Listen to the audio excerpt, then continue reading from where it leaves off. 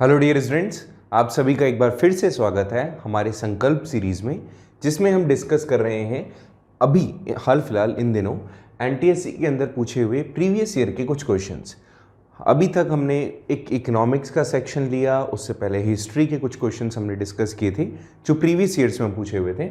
Now today we are going to discuss about the questions which asked in previous year question papers and now these are related to civics. Okay ये हमारे civics से पूछे हुए कुछ questions हैं जो previous years में अलग अलग स्टेट्स में पूछे हुए हैं। तो अभी जो हमारा लेटेस्टली एक वीडियो आया था एसएसटी का क्विक सीरीज़ में, उसमें हमने डिस्कस किया था हमारे इंपॉर्टेंट कॉन्स्टिट्यूशन के कुछ आर्टिकल्स। ठीक है, हमने बताया था कौन कौन से आर्टिकल्स ज़्यादा इंपॉर्टेंट हैं। अगर आपने वो वीडियो नहीं देखा हो तो डिस्क्रिप्शन बॉक्स में उसका लिंक है, तो आप वो देख सकते हो। उससे काफ़ी सारे क्वेश्चंस, इनके जवाब आपको मिल जाएंगे अगर वो वीडियो आपने देखा हुआ है, अगर आर्टिकल्स आपने पढ़े हुए हैं। और यहाँ पर आपको पता भी चलेगा कि आर्टिकल्स कितने इंपॉर्टेंट है याद करना कॉन्स्टिट्यूशन वाले, क्योंकि पूछे जाते हैं। ठीक है, चलिए without wasting time let's discuss about the question answers. सबसे पहले बात करते हैं क्वेश्चन नंबर 1 की, कि इनिशियली जब हमारा कॉन्स्टिट्यूशन कॉन्स्टिट्यूंट असेंबली जब हमारे यहाँ पर स्टार्ट हुई तो फर्स्ट मीटिंग न्यू दिल्ली में हुई। देखो हर एक लाइन में अपना क्वेश्चन है, तो फर्स्ट मीटिंग कहाँ हुई? न्यू दिल्ली में। ये भी याद रखेंगे आप। कब हुई थी? 9 दिसंबर को। आसाम के अंदर 2020 में पूछा हुआ क्वेश्चन है 9 दिसंबर, लेकिन कौन से साल में हुई? तो ये आपको पता होना चाहिए। तो यहाँ पर 4 ऑप्शन दिए हुए हैं, 1945, 1946, 1947, 1948। हम बोलते हैं कि पहली जब असेंबली हमारे यहाँ पर स्टार्ट हुई, कॉन्स्टिट्यूंट असेंबली हमारे यहाँ बनी, तब हमने जो सबसे पहला डिसीजन लिया, उनमें से मतलब जो इनिशियली डिसीजंस लिए गए थे उनमें से एक था कॉन्स्टिट्यूशन का मेकिंग। तो कॉन्स्टिट्यूशन हमारा बन के तैयार हुआ था 2 साल 2 ईयर्स 11 मंथ एंड 18 डेज में, है ना। तो ये हमारा एक डेटा था जो उस टाइम पर हमने देखा। और कॉन्स्टिट्यूशन हमारा बन के रेडी हुआ था 26 तारीख को। 26 नवंबर, जनवरी मत कर देना, 26 नवंबर 1949। अब एक बार इस डेट को भी याद रखना आप, जिसको हम कॉन्स्टिट्यूशन डे मनाते हैं। अब से 2015 से हमने मनाना शुरू किया द कॉन्स्टिट्यूशन डे। ठीक है, सो यहाँ ये वाला डेट और ये वाला डेट मैच करेंगे तो हमारा राइट आंसर आ जाएगा 1946। 9 दिसंबर 1946 को पहली मीटिंग हुई, तब हमने कॉन्स्टिट्यूशन बनाने का डिसाइड किया। लगभग कॉन्स्टिट्यूशन बनने में यहीं पर हमने बी आर अम्बेडकर जी जो थे उन्हें हैंड ओवर कर दिया था कि आप मतलब इस चेयरमैन रहेंगे इस कॉन्स्टिट्यूशन मेकिंग कमेटी के। तो यहाँ से वो स्टार्ट हुआ। ठीक है, तो पहले क्वेश्चन का आंसर हो गया बी। दूसरे क्वेश्चन की बात करें तो इसने बोला which article of Indian constitution declares the union of state. देखो ये वाला अगर आपने क्वेश्चन कर दिया तो इसका मतलब है इनिशियली तो आपको याद है 2020 में पूछा हुआ क्वेश्चन था आसाम से, and union of state relate करता है आर्टिकल 1 से। आर्टिकल 1 में बताया गया है यूनियन ऑफ स्टेट किसको, मतलब हमारा भारत जो है that is union of state. Question number 3 के बारे में बात करते हैं। 3 कहता है कि which one of the following term is not included in the preamble of the constitution. इनमें से कौन सा, ये बिहार के अंदर पूछा हुआ 2020 का क्वेश्चन, कि इनमें से कौन सा टर्म इंक्लूड नहीं है प्रेम्बल में। क्या ये रिपब्लिक है, क्या ये जस्टिस है, क्या मोनार्की है, क्या इक्वालिटी है। तो अगर आपने अपनी एनसीईआरटी टेक्स्ट बुक को ओपन करके देखा है, उसके फर्स्ट पेज को पढ़ा है, तो उसमें कॉन्स्टिट्यूशन है और वहाँ पे मोनार्की जैसा शब्द कहीं पर भी नहीं है। नेक्स्ट क्वेश्चन पे बात करें, which of the following does not lead to spread of democracy. मतलब इसने कहा इनमें से कौन सा डेमोक्रेसी को बढ़ावा नहीं देने वाला शब्द है। इनमें से कौन सा वो स्टेटमेंट है जिससे आपको लगता है कि डेमोक्रेसी नहीं फलेगी फूलेगी। Struggle by the people, invasion by the foreign government, people's desire for freedom, ये सब सही है। इसमें ऑप्शन बी देखो कि फॉरेन गवर्नमेंट आप पे इन्वेजन कर दे, तो वो वाला तो डेमोक्रेसी से रिलेटेड नहीं है। ठीक है, मतलब बाहर के लोग आप पे अटैक करेंगे तो डेमोक्रेसी कहाँ हुई, तो ऑप्शन बी। ठीक है, बाकी सारे देखो ऐसा लगेगा जैसे डेमोक्रेसी लेकर आने के लिए हम काम कर रहे हैं। नेक्स्ट है, who was the chairman of drafting committee. Indian constitution बनाने के लिए इंडियन कॉन्स्टिट्यूंट असेंबली ने किसको चेयरमैन बनाया था। तो हम जानते हैं कि बी आर अम्बेडकर जी थे, जिनको हमने ड्राफ्टिंग कमेटी का चेयरमैन बनाया था कॉन्स्टिट्यूशन बनाने के लिए। फादर ऑफ इंडियन कॉन्स्टिट्यूशन में इन्हीं को कहा जाता है। नेक्स्ट अगर हम बात करें तो इसने कहा which right is consider as soul of Indian constitution. B R Ambedkar Bhimrao Ambedkar ji के द्वारा किस राइट को सोल ऑफ इंडियन कॉन्स्टिट्यूशन कहा गया? ये क्वेश्चन अच्छा है, इसको थोड़ा सा एक बार ऊपर करते हैं और थोड़ा सा समझने की कोशिश करते हैं। इस क्वेश्चन को देखो, ये गुजरात के अंदर, अच्छा इससे पहले वाला क्वेश्चन दिल्ली में पूछा गया था। देखो कितना सिंपल क्वेश्चन पूछा है ना 2020 के अंदर। 2020 दिल्ली के अंदर पूछा हुआ क्वेश्चन कि ये वाला चीज़ तो क्लास 6 में पढ़ लेते हो। चलो, तो हम बात कर रहे थे क्वेश्चन नंबर 6 की, कि सोल ऑफ कॉन्स्टिट्यूशन किसे कहा? बी आर अम्बेडकर ने। तो देखो, राइट टू फ्रीडम, जो भी किसी रिलीजन को फॉलो करना हो, एजुकेशन, कल्चरल राइट हो आपके, तो कोई भी चीज़ जो आ रही है अल्टीमेटली बी आर अम्बेडकर कहते हैं कि कोई भी कॉन्स्टिट्यूशन में मेंशन कोई भी चीज़ है, कॉन्स्टिट्यूशन से रिलेटेड कोई भी चीज़ है, वो सारे आपके अधिकारों के अंतर्गत आती है। तो right to constitutional remedies, constitution किसी भी चीज़ को अगर क्लियर आउट करता है, आपकी प्रॉब्लम से आपको बाहर निकालता है, तो सबसे बेस्ट राइट, तो one of the best rights उसमें से काउंट किया जाएगा। तो बी आर अम्बेडकर के हिसाब से ये सबसे बेस्ट था। तो डी ऑप्शन, अगर आप गुजरात 2020 में थे, आप अपीयर्ड हुए थे और आपने अगर ऑप्शन डी चूज किया था, तो आप करेक्ट हैं। 7th की बात करें कि Shyam has taken a domestic gas connection. Indian oil company से इसने एक डोमेस्टिक गैस कनेक्शन लिया है और इंडियन ऑयल कंपनी जो है उसने गैस कनेक्शन दिया, बट जो लोकल एजेंसी मैनेजर है वो इंसिस्ट करता है कि आप परचेज करें एक स्टोव भी जिसका वैल्यू कितना है, 4000 रुपये।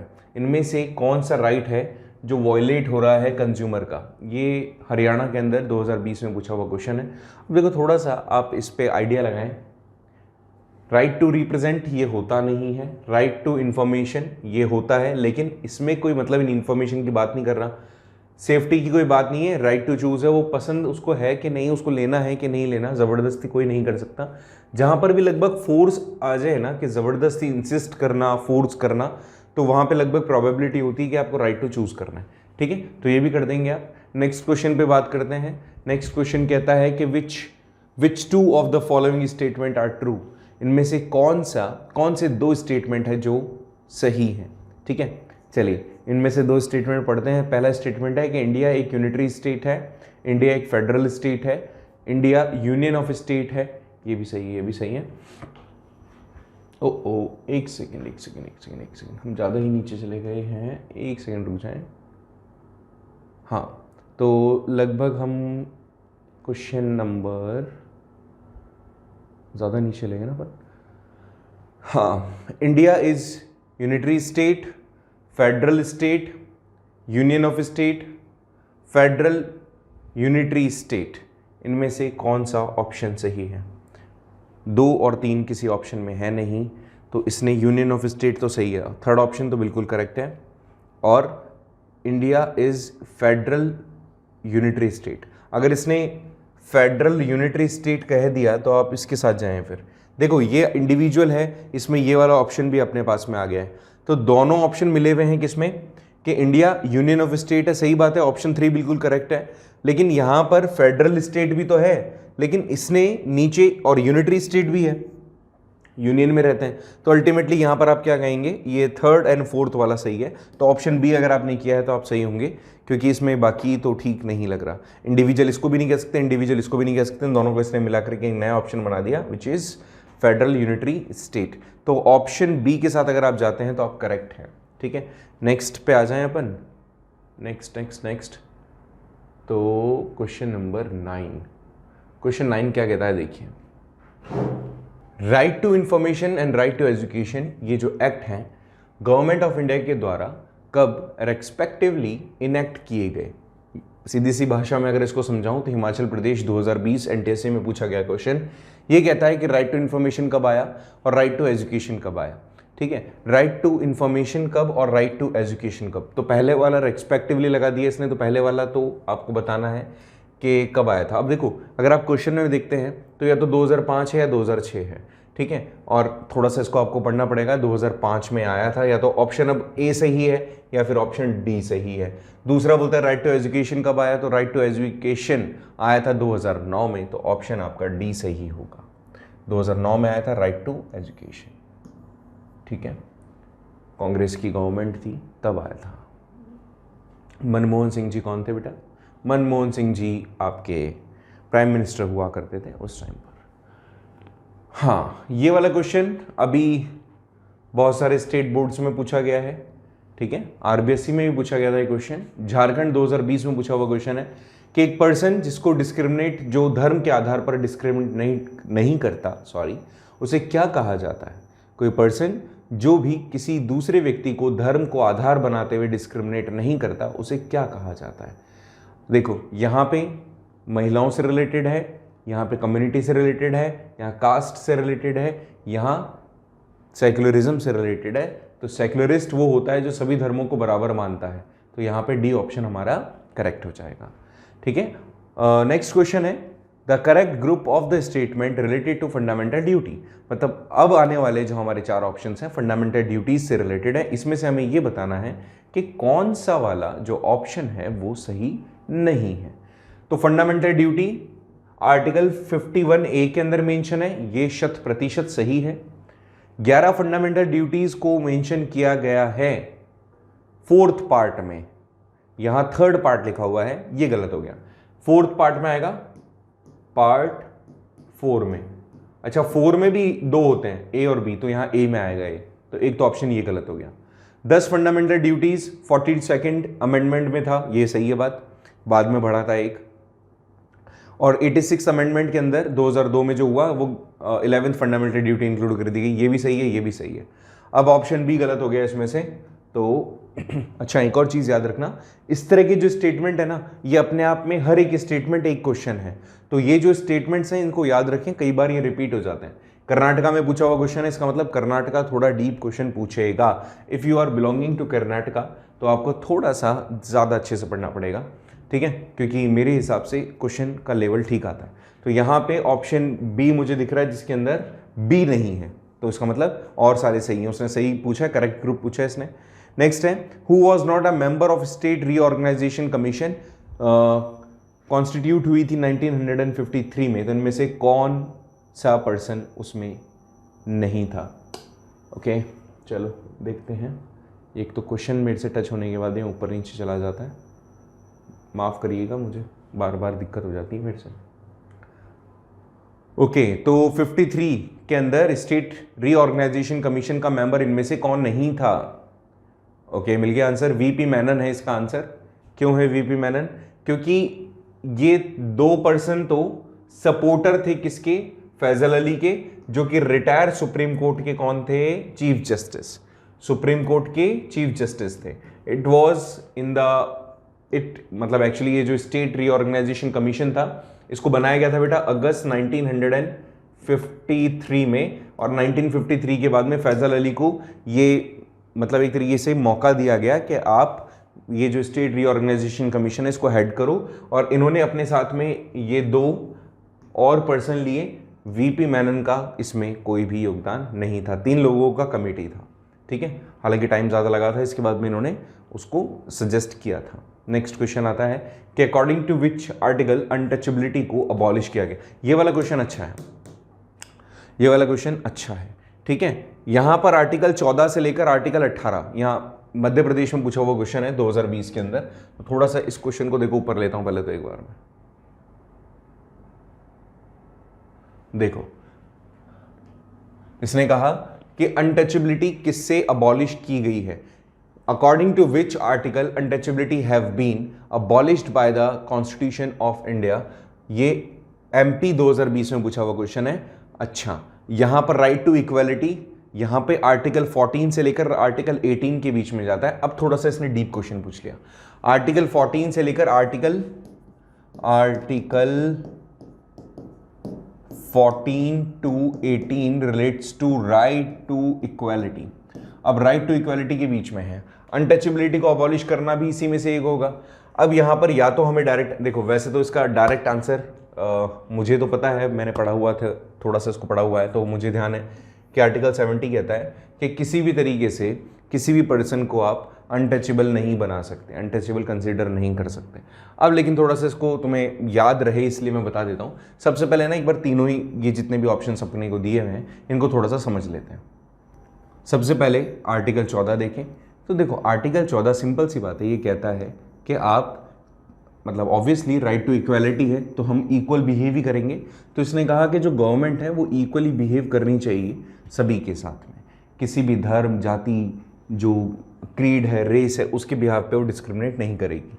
ठीक है, यहाँ पर आ गया आपके सामने कि यहाँ पर किसी भी स्पेसिफाइड इसने किया कि धर्म के आधार पर भी डिस्क्रिमिनेशन नहीं होना चाहिए।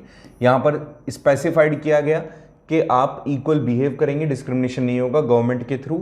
यहाँ पर बताया गया सभी धर्म बराबर हैं, सभी धर्मों को इक्वल अपॉर्चुनिटी मिलनी चाहिए। यहाँ पर इक्वल अपॉर्चुनिटी इसमें आएगा, यहाँ रिलीजन इक्वल है सभी के। ठीक है, दोबारा समझो, यहाँ पर किसी भी तरीके का डिस्क्रिमिनेशन नहीं होगा, all are equal, religion equal है, अपॉर्चुनिटी इक्वल होनी चाहिए, और ये अनटचेबिलिटी को आपने यहाँ से हटा दिया। साथ ही साथ अगर मैं आर्टिकल 18 की बात करूँगा तो वहाँ पर उसने बोला है कि कोई भी टाइटल आप नहीं रखेंगे, किसी भी टाइप का टाइटल आपके पास में नहीं होना चाहिए।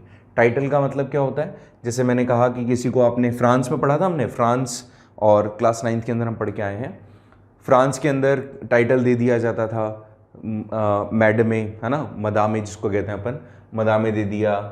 तो इस तरह का कोई भी टाइटल नहीं होगा। हाँ, लेकिन टाइटल आप अकेडमिक्स के अंदर और मिलिट्री को छोड़ करके किसी भी टाइप के टाइटल को आप नहीं रखेंगे, जिससे कि ये जो डिस्क्रिमिनेशन होता है वो बंद हो जाएगा अगर टाइटल नहीं होंगे तो इसमें राइट ऑप्शन केरला में पूछा गया था शायद, ये मध्य प्रदेश 2020 में पूछा हुआ क्वेश्चन था, तो इसमें से आपने राइट ऑप्शन चूज कर लिया, आर्टिकल 17 के अंदर आपने क्या देखा कि अनटचेबिलिटी को अबॉलिश किया गया है। महाराष्ट्र 2020 में पूछा हुआ क्वेश्चन है कि इनमें से जो गलत ऑप्शन है उसको आप चूज करें। आर्टिकल 51 के अंदर जो मेंशन है, तो आर्टिकल 51 में क्या है, चलिए देखते हैं। सबसे पहला ऑप्शन क्या था, establishment international peace and security, correct. Foster respect for international laws, ये भी सही है। Option C, discourage settlements for international disputes by deliberations, ये गलत हो गया, ये नहीं है, डिस्करेज नहीं करता।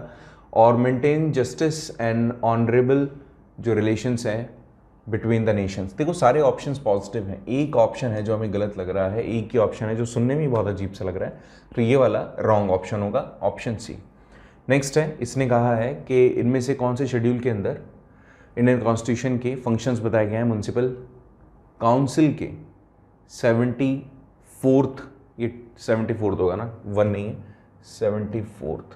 74th constitutional amendment. इसने पूछा है कौन से शेड्यूल के अंदर है, क्या ये 8th है, 12th है, 10th है या फिर 9th है।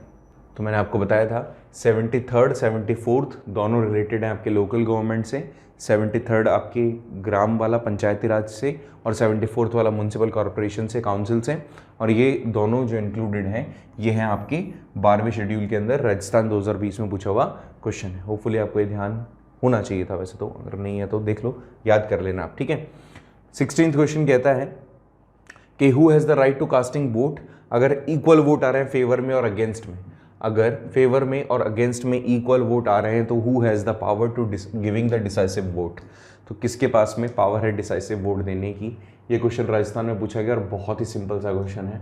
अगर ऐसे समझें आप, चाहे आप लोकसभा में बैठे हुए हों, चाहे आप लेजिस्लेटिव असेंबली में बैठे हुए हों, तो अगर आपकी वोटिंग हुई और वोटिंग के अंदर किसी भी मुद्दे को लेकर वोटिंग हुई और इक्वल वोट गिरे, तो ऐसे में डिसाइसिव वोट कौन देगा, एक वोट होगा वो कौन देगा, तो क्या वो गवर्नर होगा, क्या वो चीफ मिनिस्टर होगा, या वो स्पीकर होगा, या वो डिप्टी स्पीकर होगा स्टेट असेंबली का।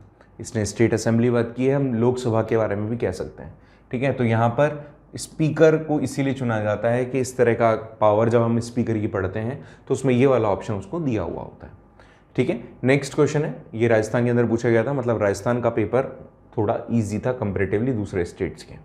अंडर राइट टू फ्रीडम कितने टाइप की फ्रीडम यहाँ पर इंडियन सिटीजन्स को दिए हुए हैं, तो ये चीज़ तो तुम बचपन से पढ़ते आ रहे हो। यूपी 2020 में पूछा हुआ क्वेश्चन, 6 टाइप के फ्रीडम। कमेंट बॉक्स में मुझे बताना कि कितने टाइप की फ्रीडम आपने देखी है, जितने भी टाइप की फ्रीडम है उन सबको कमेंट बॉक्स में लिख के मुझे ज़रूर बताएं।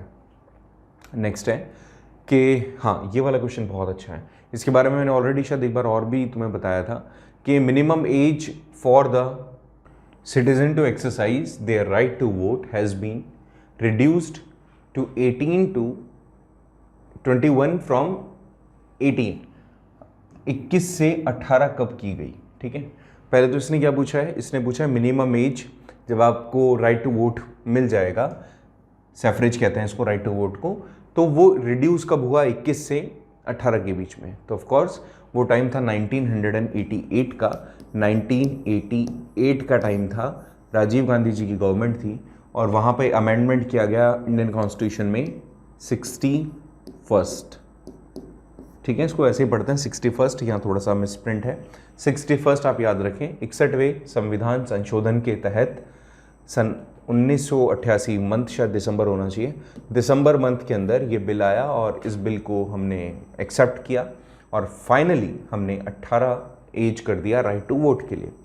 Panchsheel agreement, next question, Panchsheel agreement किसके बिटवीन साइन किया गया? क्या ये इंडिया चाइना है, इंडिया और नेपाल है, इंडिया और पाकिस्तान है, पाकिस्तान और चाइना है? यूपी 2020 में पूछा हुआ क्वेश्चन है और देखो लगभग इस साल का ये वो लास्ट क्वेश्चन था जो अलग अलग स्टेट्स में पूछा गया था रिलेटेड टू कॉन्स्टिट्यूशन। अच्छा क्वेश्चन है। पंचशील, पंचशील से आपको पता चलना चाहिए। पहले तो आप कमेंट बॉक्स में ज़रूर बताइएगा कि कौन से रिलीजन से रिलेटेड है, क्या ये बौद्ध धर्म से रिलेटेड है कि जैन धर्म से है। फिर वहाँ से आपको ये थोड़ा सा रिलेट करना पड़ेगा कि इनमें से कौन से देश के अंदर जैन या बौद्ध धर्म ज़्यादा मतलब एक तरीके से प्रोपोगेटेड है। सो पाकिस्तान तो इसका ऑप्शन कतई ही नहीं होगा, तो दो ऑप्शन हमारे यहाँ से कट गए। अब दो ऑप्शन है, नेपाल है और इंडिया है, और इंडिया है एंड चाइना है। तो इनमें से राइट ऑप्शन आपके हिसाब से क्या होना चाहिए? तो यहाँ पर अपने को जाना है ऑप्शन नंबर ए के साथ, ऑप्शन ए करेक्ट होगा। अगर आपने भी ये सोचा था तो बढ़िया, बहुत बढ़िया। नेक्स्ट अगर क्वेश्चन की बात करते हैं, आसाम, थोड़ा सा एक साल पहले की बात है, 2001 साल थोड़ा सा ज़्यादा टाइम हो गया क्योंकि अभी तो खैर हालांकि एग्ज़ाम हुआ नहीं है इस बारी। आसाम 2019 के अंदर पूछा हुआ question, the 42nd amendment of Indian constitution by which the words secularist, socialist, unity and integrity of the nation, ये जो शब्द है इसको इनकॉर्पोरेटेड किया गया प्रेम्बल में, ये इनेक्ट कब हुआ था? आसाम 2019 में पूछा हुआ क्वेश्चन है, थोड़ा सा इंपॉर्टेंट क्वेश्चन मुझे लगा, ठीक है, इसको थोड़ा सा देख लेना, हो सकता है आपके स्टेट में इस साल पूछ लिया जाए, ठीक है, क्योंकि इंपॉर्टेंट क्वेश्चन है। प्रेम्बल से जुड़े हुए क्वेश्चन याद रखना। इसका राइट आंसर होना चाहिए बेटा बी। अगर आप बी कर रखा है आपने तो अच्छी बात है, बी अगर आपको पता है तो। नेक्स्ट क्वेश्चन पे बात करते हैं, the protection human right, the protection of human rights bill receive किया गया था प्रेसिडेंट ऑफ इंडिया के थ्रू, कब, कौन से? Okay, bill received the assent of president of India in which year? Protection of human rights, human rights से related bill president के through 1992, 93, 94, 95, Assam 2019 में पूछा हुआ क्वेश्चन, 93 के साथ जाना, 93 इसमें राइट होगा, ठीक है। नेक्स्ट क्वेश्चन कहता है कि चेयरमैन कौन था ड्राफ्टिंग कमेटी का? तो इसका हमें पता है, आसाम 2019 में पूछा हुआ क्वेश्चन था, तो drafting committee B R. Ambedkar. Which among the following is not the basis of social division in India? Bihar 2019 में पूछा हुआ क्वेश्चन है। इनमें से सोसाइटी का डिवीज़न किन आधारों पर नहीं होता? हेल्थ के आधार पर नहीं होता, चाहे आप कितने ही हेल्दी हैं, कितने ही, सोशल डिवीज़न थोड़ी होगा उसका, धर्म के आधार पर, जाति के आधार पर, भाषा के आधार पर हो सकता है, ठीक है, रीजन, क्षेत्र के आधार पर भी हो सकता है। बिहार 2019 में पूछा हुआ क्वेश्चन है। वापस से 2019 का ही क्वेश्चन एक देखते हैं, 2019 में क्या क्वेश्चन आया बिहार के अंदर। यहाँ पर कहता है कि in democracy power finally concentrate रहती है किसके हाथ में? ब्यूरोक्रेट्स के हाथ में रहती है, पार्लियामेंट के हाथ में रहती है, इलेक्टोरेट्स के पास में रहती है, काउंसिल ऑफ मिनिस्टर्स के पास में रहती है। अब देखो वैसे देखा जाए तो इसमें से राइट ऑप्शन ही दिख रहे हैं सारे, बट इसने बोला है कि फाइनली किसके हाथ में रहती है, तो जिन लोगों को आपने इलेक्ट किया है उन्हीं के हाथ में रहती है। पार्लियामेंट में बैठेंगे हालांकि वो सभी, ये बात भी सही है, काउंसिल ऑफ मिनिस्टर नहीं होगा, ब्यूरोक्रेट्स नहीं होगा, पार्लियामेंट ऑप्शन सही हो सकता है और इलेक्टोरेट ठीक हो सकता है। बिहार 2019 पार्लियामेंट फाइनली किसके? पार्लियामेंट के हाथ में नहीं बोल करके ज़्यादा अच्छा रहेगा, इलेक्टोरेट कहें आप। क्यों? क्योंकि जितने भी लोगों को आपने इलेक्ट किया है, चाहे वो पावर में हो, चाहे डिफेंस में हो, पावर में हो चाहे अपोजिशन में हो, तो आप इसके अंदर उन लोगों को सबको इंक्लूड करेंगे, तो ऑप्शन सी के साथ आप जाएँ तो अच्छा होगा। इसने बोला है कि विच of the following is considered life line of Indian economy? What life line of Indian economy Bihar 2019 में, विच of the following is considered life line of democracy? Democracy है, इंडियन इकोनॉमी नहीं है। मैं क्या पढ़ रहा हूँ आज? चलिए कोई नहीं, वापस से देखते हैं। तो क्या गवर्नमेंट है, कॉन्स्टिट्यूशन है? ऑब्वियसली कॉन्स्टिट्यूशन पढ़ रहे हैं तो अपन यहाँ कॉन्स्टिट्यूशन का ही आंसर आएगा। कितनी अजीब सी बात है। बिहार 2019 में पूछा हुआ क्वेश्चन था। फिर आ जाता भैया चंडीगढ़ का क्वेश्चन कि कौन सा आर्टिकल है जो आर्टिकल इंडियन कॉन्स्टिट्यूशन के अंदर बताता है वाइस प्रेसिडेंट के होने को। वाइस, अल्टीमेटली ये सिंपल सा क्वेश्चन है कि वाइस प्रेसिडेंट होगा कौन से कॉन्स्टिट्यूशन के आर्टिकल के थ्रू, ये चीज़ हमें पता चलती है। चंडीगढ़ 2019 में पूछा हुआ क्वेश्चन है। ओके, आर्टिकल 63, 65, 66, 62, यहाँ पर आर्टिकल 62 अगर आप करते हैं तो करेक्ट है। Article 62 is right answer. 63, 65, 66, 62, ठीक है।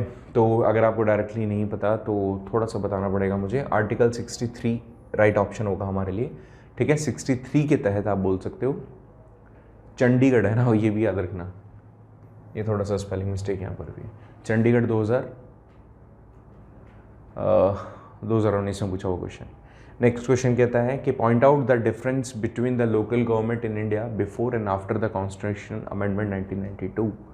लोकल गवर्नमेंट की स्थिति बताओ चंडीगढ़ के अंदर।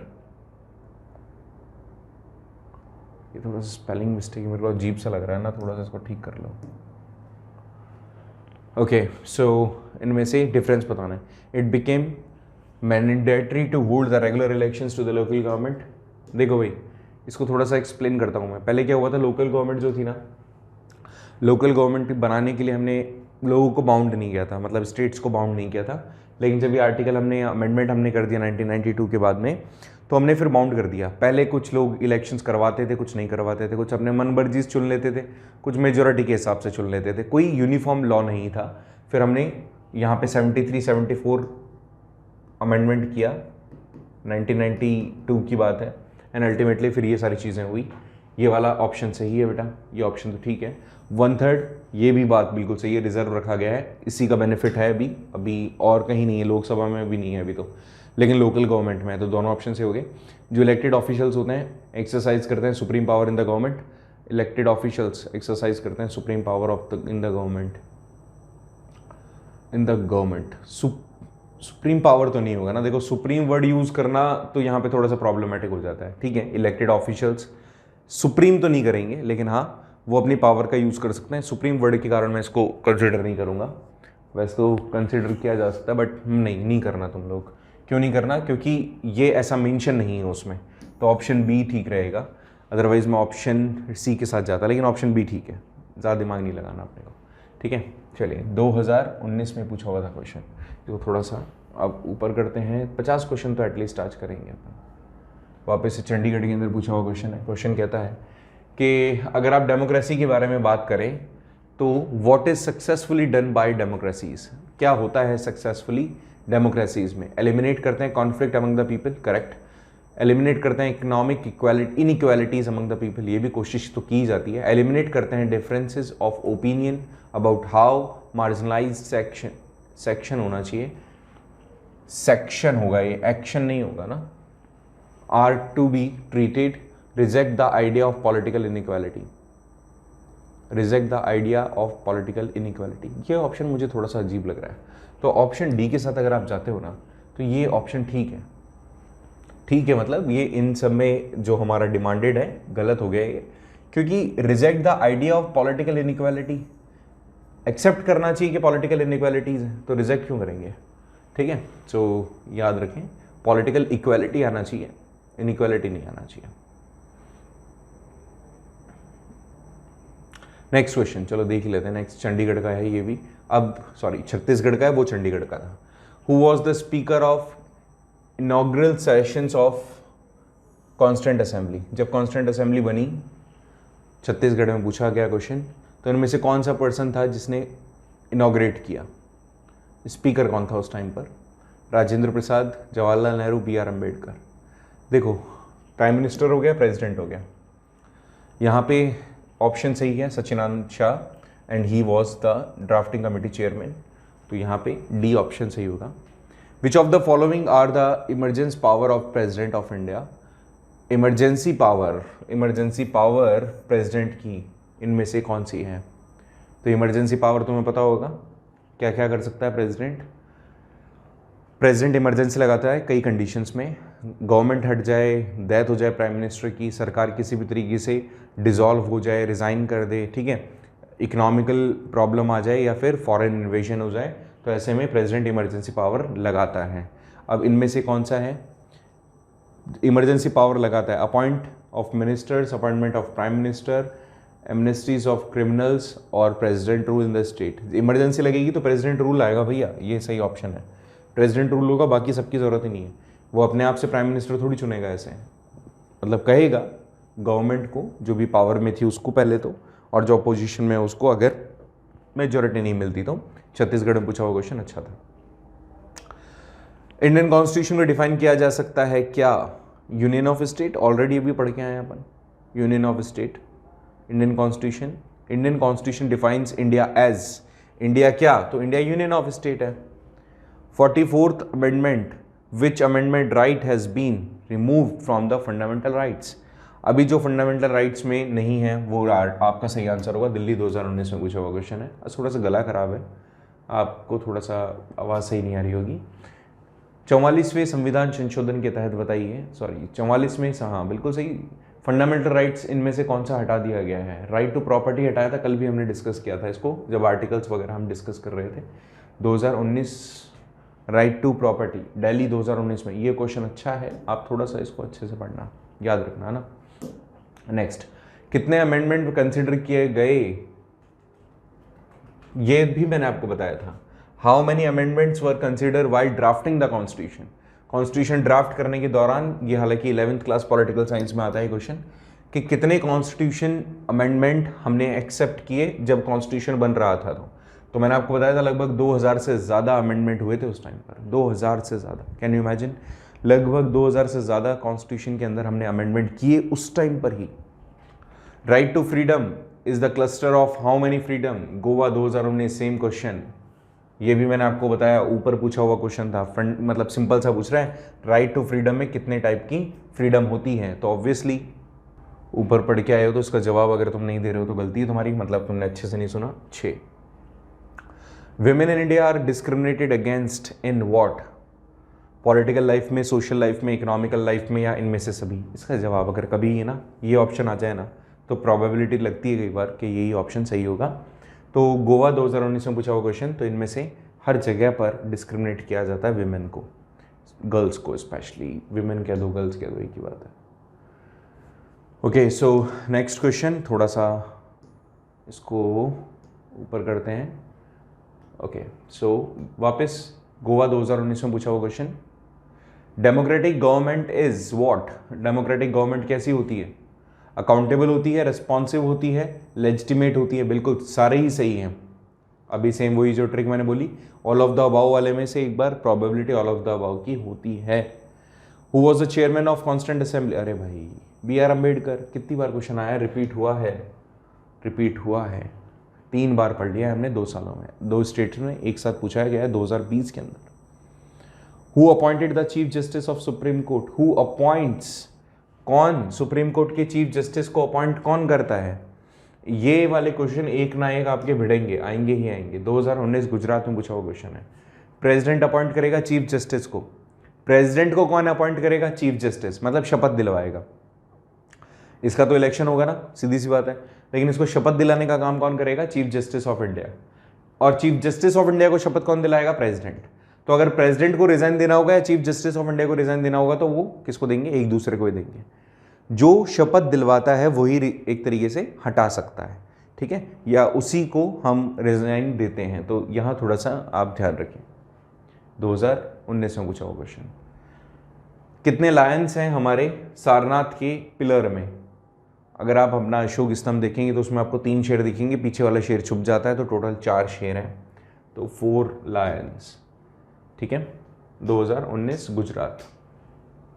The index of which article of Indian constitution included the scheduled tribes? ये वाला भी मैंने आपको ड्यूरिंग द लेक्चर बताया था। आर्टिकल 342 राइट ऑप्शन होगा हमारे लिए, ठीक है, आर्टिकल 342। नेक्स्ट क्वेश्चन है, choose the wrong statement in following. India has unity in diversity, India has parliamentary democracy, India is a Republic, India is not member of Commonwealth country. ये क्या मतलब है? इनमें से रॉन्ग स्टेटमेंट चूज करना है तो ये चूज कर लिया हमने, डी ऑप्शन के साथ जाना। ठीक है, हरियाणा 2019 में पूछा हुआ question. Untouchability has been abolished in India by which of the following article. भाई पुराने क्वेश्चन देख के जाओ, एक ना एक भिड़ेगा जरूर से 17 में। ठीक है, आर्टिकल 17 में बताया गया, अभी अभी ऊपर मैंने बताया था आपको ये वाला क्वेश्चन। ठीक है, चलिए आ जाइए नेक्स्ट क्वेश्चन पे।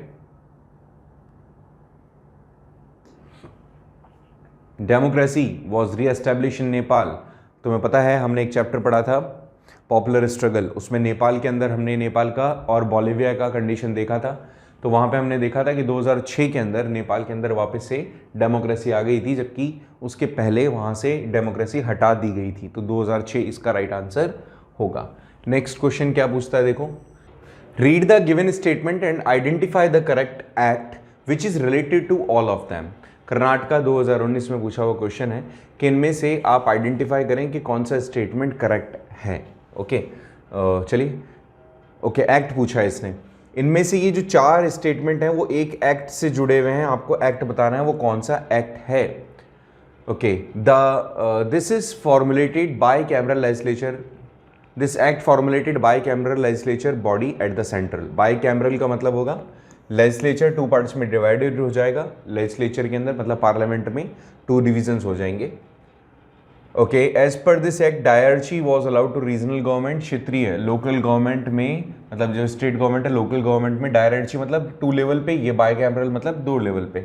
वहाँ लोकसभा राज्यसभा भी कह सकते हो और यहाँ पर आप काउंसिल और लेजिस्लेचर कह सकते हो। ठीक है, as per this act high court commissioner was appointed for India, high commissioner was appointed, high court नहीं, high commissioner was appointed for India. सही है, ये तो 2000 ओके, ये 1919 वाला लग रहा है मुझे, 1919 वाला Indian council act, Indian government act, Indian council act 1919, ये देख लेना थोड़ा सा, है ना। ऑप्शन डी करेक्ट होगा, कर्नाटका 2019 में पूछा हुआ क्वेश्चन है। नेक्स्ट क्वेश्चन पे बात करते हैं, तो list A, list B fundamental rights और आर्टिकल से रिलेटेड है। ये वाले क्वेश्चन थोड़े से अगर आप अच्छे से पढ़ेंगे तो एक ही क्वेश्चन में 4-5 क्वेश्चन के आंसर आ जाते हैं। कर्नाटका 2019 में पूछा हुआ क्वेश्चन है। लिस्ट ए में बोल रहा है right to freedom, option B right to freedom, ये थोड़ा सा यहाँ पे मिस्टेक है, राइट टू फ्रीडम कर लीजिए, राइट, क्योंकि ये एक तो होगा नहीं, राइट टू इक्वालिटी कर लेते हैं यहाँ पे, राइट टू इक्वालिटी। ओके, चलिए, तो यहाँ पे सबसे पहले बात करते हैं राइट टू इक्वालिटी की। तो राइट टू इक्वालिटी रिलेट कर रहा है आपके सेकंड से, है ना, अभी अभी पढ़ा था ना हम, 14 से 18 के बीच में इक्वालिटी आती है। Right to freedom, right to freedom, right to freedom आएगा आपके बेटा ऑप्शन, ऑब्वियसली यहाँ पे राइट टू फ्रीडम आएगा आपके 4th के साथ 19 से 22 के बीच में। राइट अगेंस्ट एक्सप्लॉयटेशन की बात करें तो ये आएगा 23 फंडामेंटल राइट्स में, और कल्चरल एंड एजुकेशनल राइट आएंगे आपके, कल्चरल एंड एजुकेशनल राइट आएंगे आपके कल्चरल, ये आएगा आपके 29 से 30 के बीच में, है ना, कल्चरल एंड एजुकेशनल राइट। सो यहाँ पे ऑप्शन मैच कर रहा है कि कोई सा, ए सेकंड के साथ, ए सेकंड के साथ कर रहा है, बी 4th के साथ मैच कर, अच्छा ऑप्शन इसमें मिलेगा नहीं ना बेटा, क्योंकि यहाँ पे थोड़ा सा मिस प्रिंट है, बट ये देख लेना तुम, ये सीक्वेंस सही होगा। ठीक है, नेक्स्ट क्वेश्चन पे बात करें, 46th, ये बोलता है creation, process of creation the act in the state legislature is jumbled up. Jumbled up मतलब यहाँ पे प्रोसेस को, ये जो 5 स्टेटमेंट हैं, प्रोसेस को जम्बल कर दिया गया है। ये स्टेटमेंट्स आपको करेक्ट सीक्वेंस में बताने हैं कि इनका सीक्वेंस क्या होगा, ये भी आपको कर्नाटका 2019 में पूछा हुआ क्वेश्चन है। तो मतलब ये 5 ऑप्शन जो हैं ये एक प्रोसेस को बताते हैं। Now you need to check it out कि इसका सही सीक्वेंस क्या होगा, सबसे पहले क्या होगा। चलिए सबसे पहले एक एक करके देखते हैं इसको। A discussion take place on the bill and sent respective house committee. Discussion होगा और फिर भेजा जाएगा हाउस के पास में, हाउस अप्रूव करेगा बिल्कुल 2/3 मेजोरिटी के साथ में। जो भी a person who table this bill read out text loudly, तेजी से पढ़ेगा इसको। Bill is sent to the governor office for approval, ये तो लास्ट हो जाता है बिल्कुल। The house committee deliberates on this bill and submit reports on the legislative house, ये भी ठीक है। अच्छा, इसमें करेक्ट सीक्वेंस देना। अच्छा, सबसे पहले क्या होगा? सबसे पहले तो बिल रखा जाएगा ना, तो ये फर्स्ट ऑप्शन हो गया अपना, सबसे पहले बिल रखा जाएगा। इसके बाद वो बिल हाउस अप्रूवल के लिए बाद में जाएगा, डिस्कशन होगा, उस पर डिस्कशन होगा, बिल्कुल डिस्कशन होगा। उसके बाद में डिस्कशन के बाद में अप्रूवल होना चाहिए, अप्रूवल होना चाहिए। अप्रूवल करते हैं इसको, अगर अपन थर्ड करते हैं अप्रूवल, तो अपने पास में दो ऑप्शन बचे, ये हो गया आपका fifth. The house committee deliberates on the bill and submit reports to, ये यहाँ पर थोड़ा सा इसको चेंज करना, ये हो जाएगा आपका थर्ड और ये हो जाएगा आपका फोर्थ, ठीक है, क्योंकि रिपोर्ट सबमिट होगी लेजिस्लेचर के अंदर। अब इसको एक बार देखते हैं अपन, 2-4 मतलब सी ए ये वाला ऑप्शन आपका ठीक हो जाएगा, ठीक है।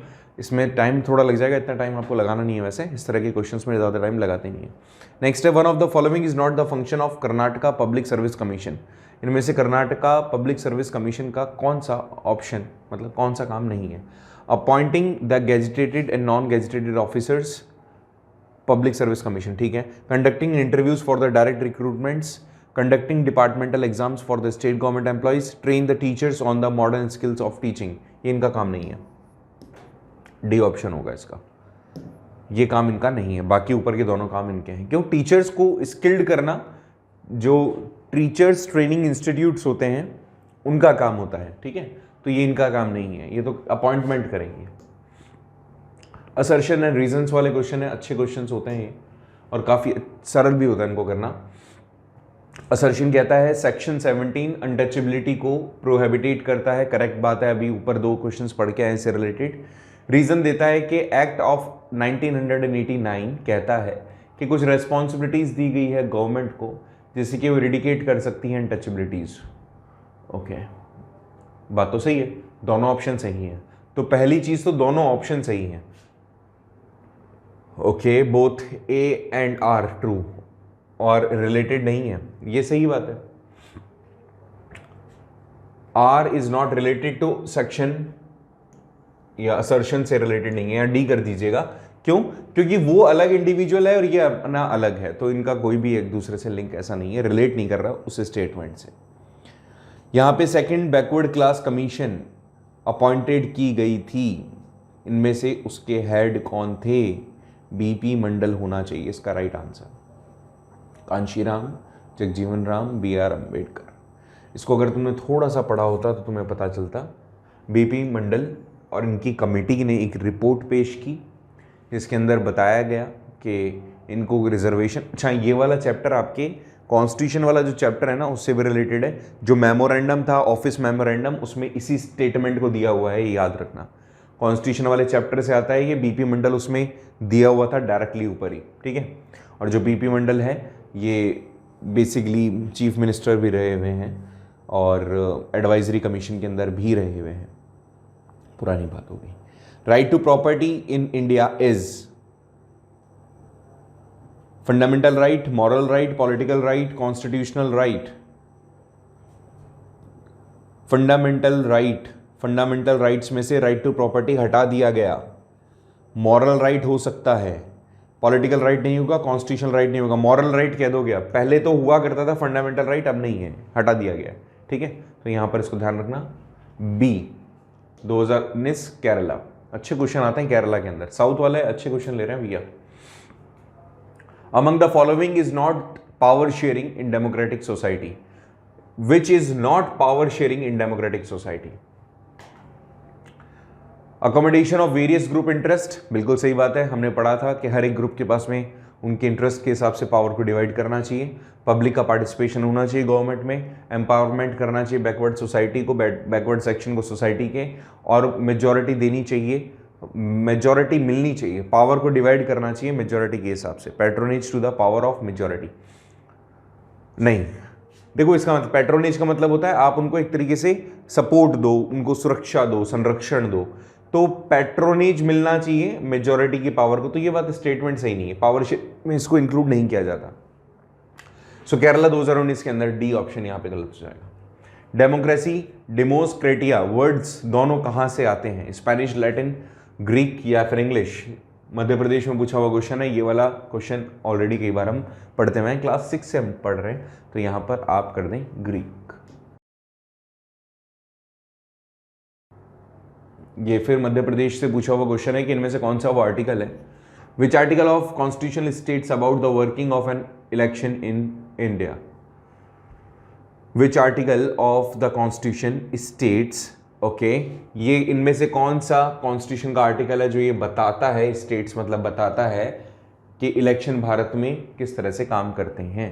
तो ये आर्टिकल आपको बताता है 324। ये आर्टिकल थोड़ा सा देख लेना, इतने सारे आर्टिकल्स आपको याद नहीं होंगे, हमें भी याद नहीं हो पाते हैं, लेकिन इनको पढ़ना पड़ेगा तुम्हें, तो बार बार इसको आप पढ़ेंगे और even question answers previous year के देखेंगे, तुम्हें पता चल जाएगा। Fundamental right can be suspended. Fundamental rights suspend हो जाते हैं कब? बिल्कुल सही, ये बहुत अच्छा क्वेश्चन है। एमपी में पूछा गया 2019 के अंदर, जब इमरजेंसी लगा देता है प्रेसिडेंट। जब प्रेसिडेंट इमरजेंसी लगा देता है तो आपके फंडामेंटल राइट्स को अबॉलिश कर दिया जाता है बाय, इसके अलावा ना जुडिशरी कर सकता है, ना पार्लियामेंट कर सकता है, और कोई नहीं, केवल इमरजेंसी वाले टाइम ड्यूरेशन के अंदर जो फंडामेंटल राइट्स आपको मिले हैं वो हटा दिए जाते हैं। इंडियन कॉन्स्टिट्यूशन कैसा है? फ्लेक्सिबल है, रिजिड है? इंडियन कॉन्स्टिट्यूशन फ्लेक्सिबल भी और रिजिड भी है। मध्य प्रदेश, बहुत ही सिंपल क्वेश्चन पूछे हैं भैया। Constituencies are created by committee of election commission. Maharashtra 2019 में पूछा हुआ क्वेश्चन है कि जो कॉन्स्टिट्यूएंसीज हैं are created by delimitation, selection, voting, time table, committees of election commission. Voting committee के थ्रू, इलेक्शन कमीशन की वोटिंग कमेटी के थ्रू ये डिसाइड किया जाता है कि जो कॉन्स्टिट्यूएंसीज हैं वो कैसे होगी, कहां पर होगी। तो महाराष्ट्र 2019 वोटिंग कमेटी कर सकते हो, ठीक है, ये बाकी तो और कोई ऐसा है नहीं। सिलेक्शन कमेटी नहीं, वोटिंग कमेटी ठीक है। Choose the option which is not only a political form of democracy. Elections, voting, governmental structure, protection of human values. Political form नहीं है डेमोक्रेसी का। इलेक्शन होते हैं पॉलिटिकल है, वोटिंग होती है पॉलिटिकल है, गवर्नमेंट स्ट्रक्चर पॉलिटिकल है, ह्यूमन वैल्यूज को प्रोटेक्ट करना is not political. Maharashtra 2019। Next, in which year parliament created right to information act. अभी अभी ऊपर किया था हमने, उड़ीसा के अंदर पूछा गया है, राइट टू इंफॉर्मेशन 2005 में। How many fundamental duties are there in Indian constitution? 11। Option में नहीं है।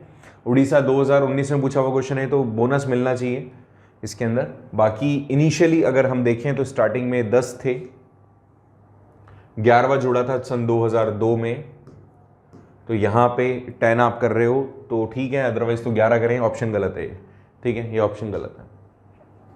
विच of the following is not fundamental right under the Indian constitution now. इनमें से कौन सा वो राइट नहीं है जो अब कॉन्स्टिट्यूशन में रखा गया हो? उड़ीसा 2019 में पूछा हुआ क्वेश्चन। राइट टू प्रॉपर्टी नहीं है, कितनी बार हमने इसके बारे में कहा, राइट टू प्रॉपर्टी नहीं है। चलो 60 क्वेश्चन बहुत है आज के लिए। तो ये सारे हमने पॉइंट्स डिस्कस किए, इतने सारे क्वेश्चंस हमने डिस्कस किए, हालांकि और भी कर सकते हैं बट थोड़ा सा लेक्चर बड़ा हो जाएगा, आप देखते नहीं हो फिर। इन सभी को आप प्लीज़ देखिएगा, ये सारे क्वेश्चंस बहुत इंपॉर्टेंट हैं। प्रीवियस ईयर के जितने क्वेश्चन सॉल्व करोगे ना, प्रोबेबिलिटी उतनी ज़्यादा है कि आपके क्वेश्चंस रॉन्ग नहीं होंगे, ठीक है। सो हम मिलते हैं नेक्स्ट लेक्चर में, इसके आगे के क्वेश्चन डिस्कस करेंगे। करीबन आप मान के चलें, अगर सारे क्वेश्चंस वगैरह देखें तो कम से कम 5,000 के आसपास क्वेश्चंस हो जाएंगे, ठीक है।